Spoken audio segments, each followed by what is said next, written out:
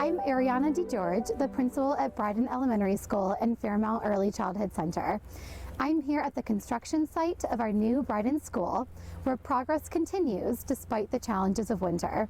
With Beechwood blanketed in a fresh layer of snow and today's temperature a brisk 22 degrees. I'm joined by the team from Hammond Construction to learn how they're keeping the project on track. Hi, I'm Rick Vidmore. I'm the site superintendent here at the Bryden School project. Hi, I'm Kim Adams. I'm the Director of Communications. I'm Corey Kiefer, Site Superintendent for Hilltop. Let's start with a quick update. How is the construction at Bryden progressing overall? It is progressing good. Everything's getting done on time and on schedule thus far. We have completed our underground electric and our underground plumbing. The gym has been built, and the pre-K and administrative area here has been built, which is behind us. What steps did you take to prepare the site for winter clearance?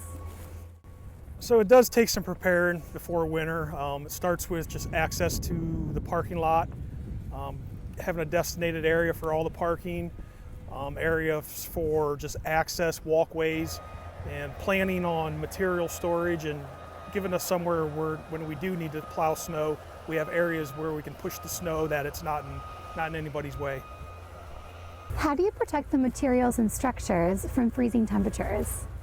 At this point in the project, there's really two critical materials that we're focused on protecting, and that's the concrete and the masonry. So we follow the IMI, which is the International Masonry Institute, and also the ACI, which is the American Concrete Institute. So they have guidelines that we put into place to protect the concrete and the masonry, and this is when the temperature goes below 40 degrees. So that's really focused on the curing period, and we're going to let Rick and Corey speak to the specific procedures we put in place for the concrete and the masonry. So when the temperature is below 40 degrees, we have to start heating the water and heating the sand that's used to mix the mortar for the block. When the temperature drops below freezing, we have to start thinking about tenting, and we still heat the water, heat the sand, and possibly start heating the block to get the temperatures up so that the mortar will dry without freezing. Other precautions we take are covering the block before it's installed with tarps so it doesn't get snow and ice on it. We won't install anything if it has ice or snow on it, so it won't bond. And on a day like today, the masons are working inside a tented scaffold area where they have heaters going to keep the temperatures above freezing. And at the end of the shift, they will cover their work with a thermal blanket to keep the heat in there overnight. So with concrete in the wintertime, it starts at the batch plant.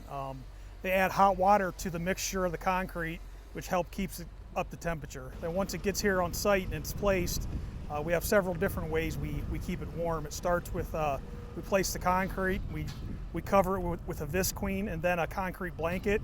And we also utilize ground thaw units, which is a diesel powered heater that circulates water through hoses. And we lay the hose on top of the concrete and cover that with a blanket. Are there specific scheduling adjustments or techniques you use to keep the project on track during the winter? Well, this really starts at the beginning of the project. When we're establishing that master schedule, we always think about winter weather protection. So we live in Ohio. There's obviously a lot of different seasons here, sometimes all in one day, but we build that schedule with the specific construction activities and protections that are needed, always in the context of each season. So there are times in the year when the weather can slow us down. But there are also times when the weather's better than expected and we can accelerate ahead by adding work hours in the day. So there is that kind of push and pull within the schedule that is expected and accounted for, but we're always working towards that final completion date. What additional safety measures are in place for working during winter conditions? We talk about protection of the site, making it safe for the workers, trying to keep it cleared and smooth for them to walk on. As you see, a lot of machinery gets driven on it and makes ruts. We have several meetings regarding the cold weather safety as far as frostbite, hypothermia, and we try to just keep talking to everybody and remind them to dress and keep warm during this time of the year. What progress can we look forward to in the coming weeks? Well, you've been seeing the masonry walls coming up, and that will continue to happen here on site as we work in a clockwise direction around the site. Additionally, this month you will see the crane on site, and for me personally, I think this is one of the most exciting construction activities to watch is when the crane begins swinging steel. So they'll be putting the structural steel in place, the roof deck and the roof joists over the next few weeks. What else would you like to share with the Beechwood community? Well, just looking ahead, you're going to continue to see a lot of progress. Parts of the building are going to be reaching enclosure, and that will occur in phases. And as each section reaches enclosure, there will be a slab poured in those areas and also rough-ins for all of the utilities coming into those areas. So just keep watching us. There's a lot of excitement to come, and thanks for having us here on site. Thank you so much for sharing your insights with us. Thanks, Ariana.